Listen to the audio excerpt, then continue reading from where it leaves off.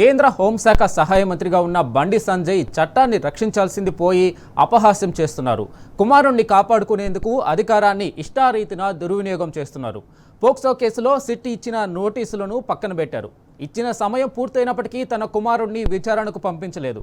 POCSO కేసులో 5 రోజుల క్రితం కేసు నమోదైన నిందితుడు బండి భగీరథ్కు సిట్ ఇచ్చిన నోటీసుల ప్రకారం 2 గంటలకే విచారణకు హాజరు కావాల్సి ఉంది.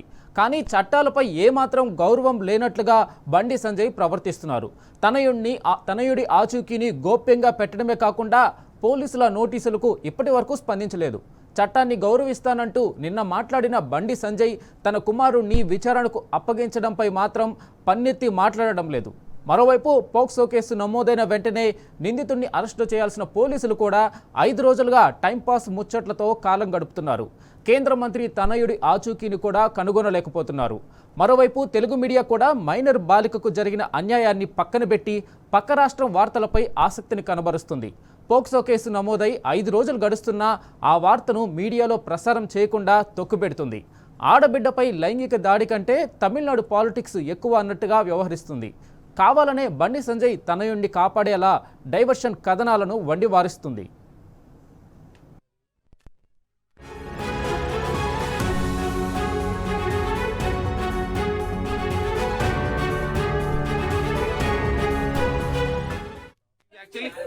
He's actually absconding.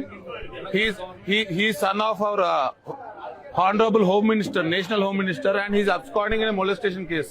If you find him, please give a call to 100. Okay?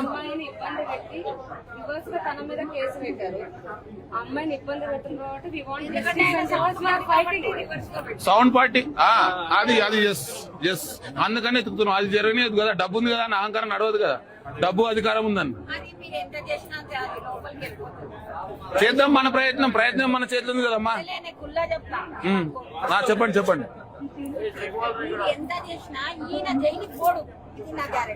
జైలుకి ఓడు అంటారా? పంపిస్తాం మేము పంపించేదాకా కొట్లాడదాం.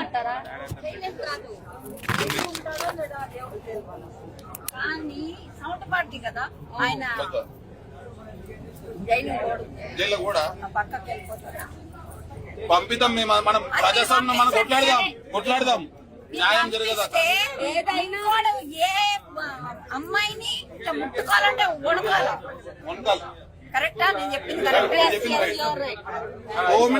హోమ్ మినిస్టర్ కొడుకునే జైలుకి పంపిస్తే ఎవడైతే ఒక మనిషి, ఒక మొగాడు, ఒక ఆడదాన్ని ఇట్లా చేస్తే దట్ ఈస్ వెరీ బ్యాడ్. కొడుకును తప్పించేలా బండి సంజయ్ కుట్రలు చేస్తున్నాడు. కేంద్ర మంత్రిగా ఉంటూ విచారణను పక్కదారి పట్టించే ప్రయత్నంలో ఉన్నాడు. కేంద్ర మంత్రి పదవిలో బండికి కొనసాగితే అర్హత ఉందా? అసలు హోంశాఖ సహాయ మంత్రి పదవిలో ఉంటూ విచారణకు సహకరించకపోతే ఎలా? తనతో పెట్టుకుంటే తగలబెడతానంటూ బెదిరింపులు ఏంటి? అసలు కేంద్ర మంత్రిగా ఉంటూ ఈ బెదిరింపులు ఏంటి? ఎవరిని తగలబెడతావు మిస్టర్ బండి సంజయ్? ఇది బాధితురాలి కుటుంబాన్ని బెదిరించడం కాదా?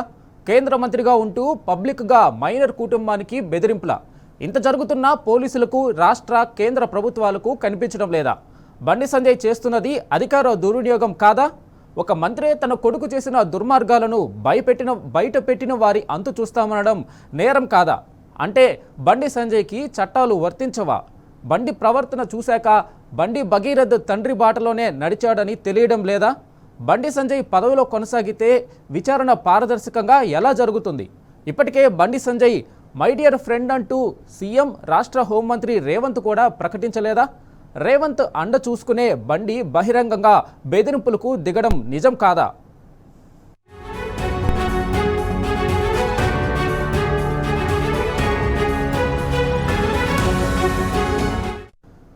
ఇదే అంశంపై పూర్తి అప్డేట్ మా క్రైమ్ బ్యూరో చీఫ్ భాస్కర్ అందిస్తారు. భాస్కర్, చెప్పండి, బండి భగీరథ్ని ఎందుకు చట్టం ముందు నిలబెట్టలేకపోతున్నారు? ఈ పోలీసు ఈ వ్యవస్థ ఏం చేస్తుంది అసలు?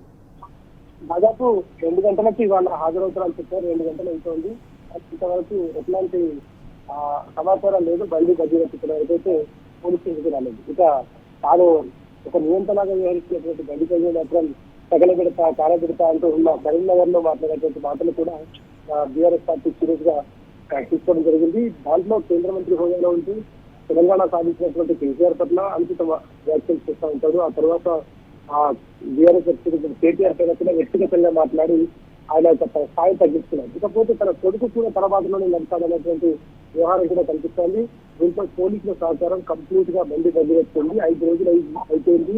నిన్న ఆహ్వాన పత్రిక లాంటి ఒక నోటిఫికేషన్ పంపించారు. కానీ ఆయన చట్టాలను మేము చేస్తాం, చట్టాలు మాకు చుట్టాలనేటువంటి వ్యవహారంగా స్పష్టంగా వాళ్ళు ఫాలో అవుతున్నారు. కాబట్టి ప్రస్తుతానికైతే భగీరథ ఇంతవరకు పోలీస్ స్టేషన్కి రాలేదు, వచ్చేటువంటి అవకాశం కూడా కనిపించలేదు. మీడియా హడావిడి ఎక్కువ కావడంతో ఈ పోలీస్ అధికారులు కూడా ఇక్కడ నుంచి పారిపోయారు. Police station CI, ACP, great Qutbullapur DCP Kotireddy దీంట్లో మొత్తం డార్క్ లో ఉంది. ఈ కేసులు తప్పుదల పట్టించడంలో సిద్ధహాస్పతి కోటిరెడ్డి ఆయనకు ఎటువంటి వెళ్లతో పెట్టినటువంటి విద్య. ఆయనతో పాటు రమేష్ రెడ్డి హైదరాబాద్ పోలీస్ కమిషనర్ గా ఉంది. ఆయన ముఖ్యమంత్రి బంధువుగా ఉన్నాడు కాబట్టి ముఖ్యమంత్రి అడిగాడని నడుస్తూ సంజయ్కి సహాయం చేస్తూ కేంద్రం నుంచి వచ్చేటువంటి సహాయంలో ఆయన సహాయ మంత్రిగా ఉన్నాడు కాబట్టి రాష్ట్ర ప్రభుత్వానికి సహాయం అందించడంలో ఒకవేళ కొడుకుడు ఇబ్బంది పెడితే ఆ సహాయం ఆగిపోతున్నటువంటి వ్యవహారం కూడా చాలా స్పష్టంగా కనిపిస్తోంది. కేవలం పోలీసులు పూర్తిగా రాజకీయ నాయకుల అడుగులకు మరుగులెత్తే వ్యవహారం కనిపిస్తోంది. కొంతమంది పోలీసు అధికారులు వారి వ్యక్తిని కూడా మర్చిపోయి ఇవాళ వారికి సహాయం చేసినటువంటి పరిస్థితి కనిపిస్తోంది. మీడియాలో సోషల్ మీడియాలో వచ్చినటువంటి ప్రజలతో చుట్టూ మంత్రంగా ఒక అధికారిని నియమించారు. దానిలో చిత్తన్నారు. ఆ చిట్టు కష్టం ఇప్పుడు గుట్టయింది. చుట్టూ రెండో లేకుండా ప్రస్తుతం పోలీస్ స్టేషన్ కి రావాలని నిర్ణయించినటువంటి ఆహ్వాన పత్రికను మళ్లించి భగీరథ వస్తారనుకున్నారు. కానీ భగీరథ ఆ ఆహ్వాన పత్రికను మళ్లించలేదు, పోలీస్ స్టేషన్ కి రాలేదు. అంటే ఆయన యాటిట్యూడ్ ఏ లెవెల్లో ఉందో అర్థం చేసుకోవచ్చు. తన తండ్రి ఎంపీ కేంద్ర మంత్రిగా ఉన్నారు కాబట్టి తన తండ్రి కాపాడుతున్నటువంటి ధైర్యం. నిన్న కరీంనగర్ వేదికగా హనుమాన్ జయంతి సందర్భంగా ఆయన మాట్లాడినటువంటి మాటలు కూడా చాలా వివాదాస్పదమయ్యాయి. తాను కేంద్ర మంత్రిని మర్చిగా వ్యాఖ్యలు చేయడం, తప్పుదారులను నొచ్చినటువంటి కొడుకుని కాపాడాలి అనేటువంటి నేపథ్యంలో తండ్రిగా తనకు ఉండొచ్చు. కానీ తప్పిదారులు వెళ్తున్నటువంటి కొడుకుని కరోనా దారులను పెట్టాల్సినటువంటి వ్యక్తిగా ఒక తండ్రిగా తన బాధ్యతను మలిచినటువంటి తండ్రి కొడుకు చేసినటువంటి పనిని సమర్థించుకుంటున్నాను. నిజంగా వాళ్ళ జరిగినటువంటి సంఘటనలో ఎవరైనా నిజంగా ఆ మహిళ తన కూతురుతో తన పిల్లలతో తన తోడబుట్టిన దానితో ఇట్లాంటివి జరిగితే నిజంగానే బండి తల్లి కూడా ఇట్లాంటి రియాక్ట్ అవుతాడా అనేది కూడా ఆలోచించాల్సిన అవసరం కనిపిస్తుంది. చట్టాలంటే గౌరవం లేదు, వాటిని ఏమో చేస్తామనేటువంటి అధికారంతో ఇబ్బంది పాలు చేస్తున్నటువంటి పరిస్థితి కనిపిస్తుంది. కేవలం అధికారం తమ దగ్గర ఉందనేటువంటి అధికారంతో వివరిస్తున్నటువంటి తీరు కనిపిస్తుంది. పోలీసులు కూడా వాళ్ళకి ఇండైరెక్ట్గా సపోర్ట్ చేస్తున్నారు. లేదంటే 5 రోజులు అవుతోంది, ఇప్పటి వరకు కనీసం ఎన్నికల కుమారుడు భగీరథ ఎక్కడున్న సమాచారం లేదు. ఇక ఫర్దర్ గా మరి పోలీసులు మళ్ళీ కొత్త డ్రామాలు ఏం స్టార్ట్ చేస్తారో చూడాలి.